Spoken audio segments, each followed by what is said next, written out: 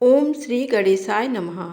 आप सभी का हमारे YouTube चैनल पर हार्दिक स्वागत है। करवा चौथ व्रत नियम विधि, सरगी में क्या खाएं, साथ में पौराणिक व्रत कथा। करवा चौथ का व्रत इस बार 13 अक्टूबर को रखा जाएगा।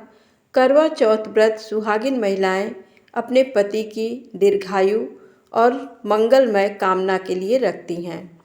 इस व्रत में निर्जला व्रत रहकर रात को चंद्र दर्शन के बाद ही व्रत खोला जाता है। करवा चौथ व्रत के नियम और सरगी की सामग्री और विधि। करवा चौथ के दिन सुबह बिना नहाए 4 बजे के अंदर ही सरगी खाने का रिवाज है। सरगी सास अपनी बहू को देती है। सरगी के माध्यम से दूध, सेवई आदि खिला देती हैं। फिर श्रृंगार की वस्तुएं, साड़ी, जेवर आदि करवा चौथ पर देती हैं। इसमें अपनी अपनी परंपरा के अनुसार फल, मिठाई, मट्ठी, दूध आदि ले सकते हैं, लेकिन इसे सुबह बिना नहाए खाया जाता है। एक बार सरगी खाने के बाद न पानी पी सकते हैं और ना ही कुछ खा सकते हैं। इसके बाद स्नान करने के बाद मंदिर की साफ सफाई कर ज्योत जलाएं। निर्जला व्रत का संकल्प लें। इस व्रत में चांद के दर्शनों का विशेष महत्व होता है। रात में चांद के दर्शनों के बाद ही व्रत पूरा माना जाता है। रात्रि में चंद्रमा के दिखने पर ही अर्घ्य प्रदान करें। इसके साथ ही गणेश जी और चतुर्थी माता को भी अर्घ्य देना चाहिए। करवा चौथ पर माता पार्वती, भगवान शिव, गणेश जी के साथ करवा माता की पूजा की जाती है।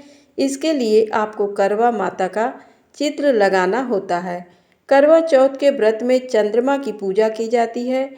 दोपहर को करवा लाकर भोग लगाने के लिए मिठाई, हलवा, पूड़ी आदि बनाकर करवा चौथ की कथा सुनी जाती है।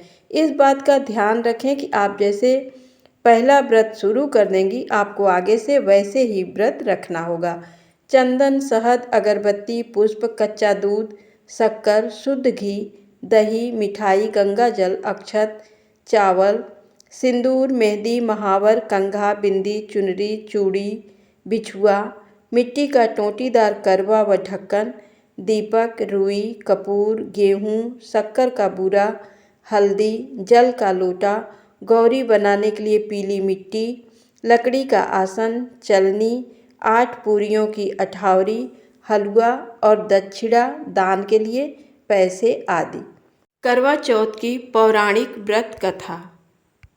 करवा चौथ व्रत 13 अक्टूबर को सुबह 6:32 से रात 8:38 तक।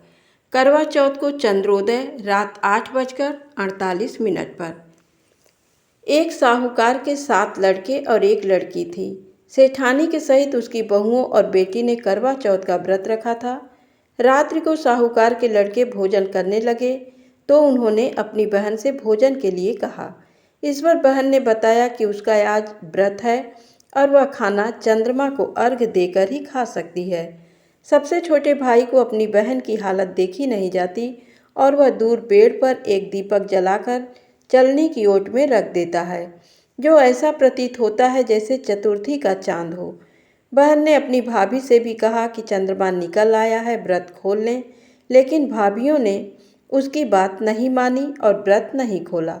बहन को अपने भाइयों की चतुराई समझ में नहीं आई और उसे देखकर करवा उसे अर्घ्य देकर खाने का निवाला खा लिया। जैसे ही वह पहला टुकड़ा मुंह में डालती है उसे छींक आ जाती है, दूसरा टुकड़ा डालती है तो उसमें बाल निकल आता है और तीसरा टुकड़ा मुंह में डालती है तभी उसके पति की मृत्यु का समाचार उसे मिलता है। वह बेहद दुखी हो जाती है। उसकी भाभी सच्चाई बताती है कि उसके साथ ऐसा क्यों हुआ।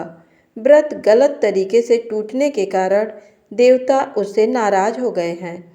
इस पर करवा निश्चय करती है कि वह अपने पति का अंतिम संस्कार नहीं करेगी और अपने सतीत्व से उन्हें पुनर्जीवन दिलाकर रहेगी। शोकातुर होकर वह अपने पति के शव को लेकर 1 वर्ष बैठी रही और उसके ऊपर उगने वाली घास को इकट्ठा करती रही। उसने पूरे साल की चतुर्थी को व्रत किया और अगले साल कार्तिक कृष्ण चतुर्थी फिर से आने पर उसने पूरे विधि विधान से करवा चौथ व्रत किया, जिसके फल स्वरूप करवा माता और गणेश जी के आशीर्वाद से उसका पति पुनः जीवित हो गया।